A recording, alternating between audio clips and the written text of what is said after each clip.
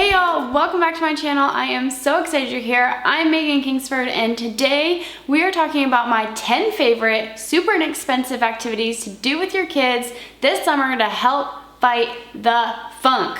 That summer funk is super strong. So let's get started with activity number 1, the car wash. This activity is particularly awesome because it requires so few supplies. Basically, all you're doing is mixing some water, some soap, make a few bubbles in either your sink or like one of these like tubs, plastic containers, and you can just fill it up and then grab your favorite brushes. Like these are not even dish brushes. I don't have dish brushes. I usually just have a sponge, but my kids don't know the difference. So these are just like little silicone brushes. Grab some favorite toys. Cars are always a good choice for us around here. And then let your little one go to town scrubbing their toys. They're actually doing a chore for you and they don't even know it. And the best part is there's very little mess and it's basically free minus a little bit of the soap that you're using out of your dish soap. That is activity number 1, the car wash. Activity number 2 is an ice and water pouring activity bin. Now this one's super simple. All you're gonna do is gather from around the house anything that can be used to hold water and pour water. I like to start with some measuring cups, maybe some of those little medicine cups if you have them. My kids really love anything small. Regular plastic cups will do fine. Funnels if you have them, whatever it is. Grab it and put it in the bucket with the ice water. This is a great activity for summer. Do it outside if the weather's hot. I've even done this in a kiddie pool. Whatever it takes to make it through the summer and keep your kids cool and occupied is the way to go. So that is activity number 2, ice water and pouring. Activity number 3 is paint in a bucket. What's great about this one, again, not very many supplies. These are just dollar store paints, dollar store brushes. I usually have something like this lying around the house, so I don't even need to go out and get it. Now what I have done for this activity is gone around the house and found a couple of toys that my kids are not super into and haven't been for a long time. In this case, it's some dinosaurs that are going to be a little bit more beautiful than they were before. I'm gonna put these in the bucket. Now this is a bucket I do not particularly care about and I think I can get the paint out as long as it's still wet. My kids are just gonna be able to free paint some toys in a bucket. It doesn't sound fancy, but it keeps them occupied for a good while. So that is activity number 3, paint in a bucket. Activity number 4, I like to call ABC matching. I think most moms have ABC flashcards, especially if you have nearly school-age children or already kids in elementary school. So grab those and then I use these. These are little alphabots, like they turn into robots, but you could even use ABC fridge magnets, whatever you have that has the ABCs. I simply lay out my cards on the table and then I put my letters in a bowl or a bin, whatever I have on the table as well. And my little guy spends a lot of time and energy matching them up. And in the summer, I love nothing more than to see my 5-year-old practicing some preliminary reading skills. That's honestly like the dream activity for me. So this is activity number 4, ABC matching. Up next is one of my kids' favorite activities. These are water beads. Now, if you haven't seen these before, they're extremely inexpensive, like $8 for the whole bag, and you just use a couple of teaspoons per time you use them. So it's like pennies on the dollar. My kids get so much use out of these, so much fun. You just fill up a bowl of water according to the instructions, put the water beads inside, and they absorb water like crazy. They turn into like really cool, squishable, water-filled marbles, basically. So yes, choking hazard for younger kids, be aware. But overall, just like a great deal. You can use them in the bathtub. You can put them in a water table outside. You can use them with just bowls inside, whatever you have the space for or ability to do. These are gonna entertain your kids for a long time and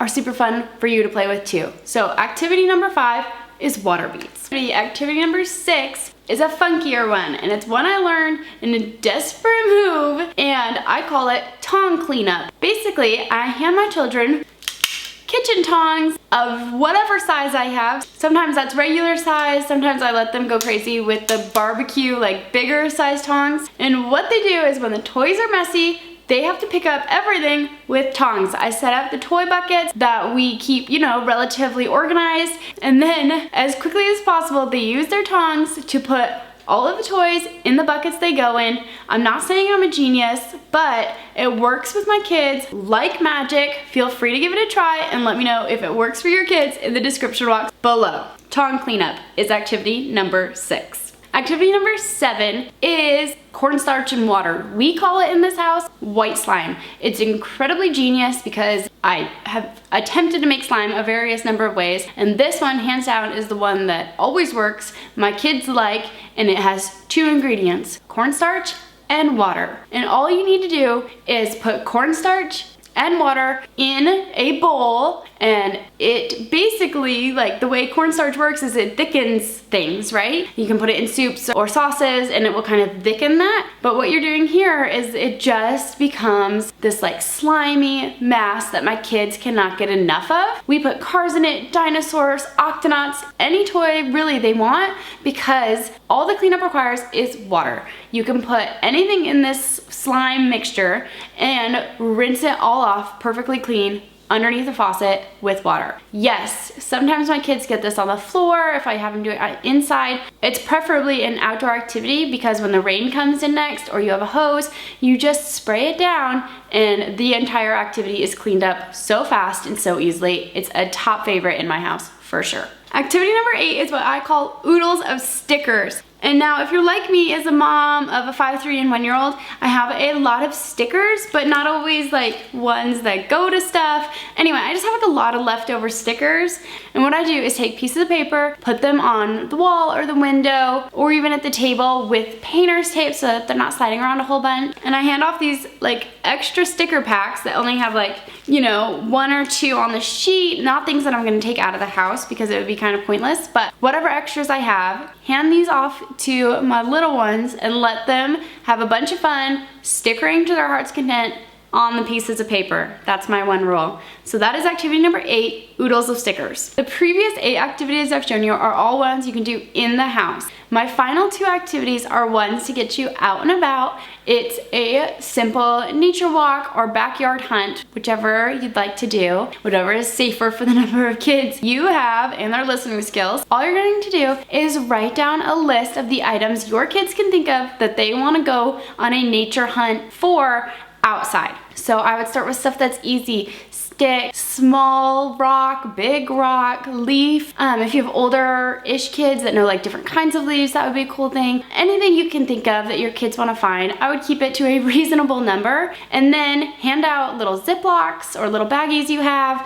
and head on out with your kids and help them find each of the things on the list that they've chosen to look for. There's like so much pride to be had in them finding their own little things that they love out and about. Super simple, doesn't take a lot of time, energy, and is totally free. That is activity number 9. And activity number 10 is loading your kids up and heading out to your local library. Again, totally free, a bit more effort, but what I like to do is hand my big kids, my 5-year-old and my 3-year-old, their own library bag. That way when I'm holding the baby in the diaper bag, I'm not also in charge of all of the books. They take their own bag and I tell them they can pick out 3, 4, 5 books depending on how I'm feeling, and they're allowed to pick out the books that interest them. Of course, I guide them to ones that I think they'll actually enjoy the most. And then a lot of the time, these library books for us work best to keep them in the car, and so my kids love having like new books to look at when we're running to drop off at preschool or taking daddy to work. This way they have something new to look at in the car, they're not as bored. Works for us like a charm, helps keep us entertained while we do our outing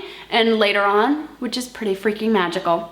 Oh my gosh, that was kind of a long one. Thank you guys so much for hanging out with me. I'm so excited for you guys to have a totally fun summer with your little ones. You do not have to spend a lot of money to have that fun and to make it through the afternoon long haul, as I like to call it.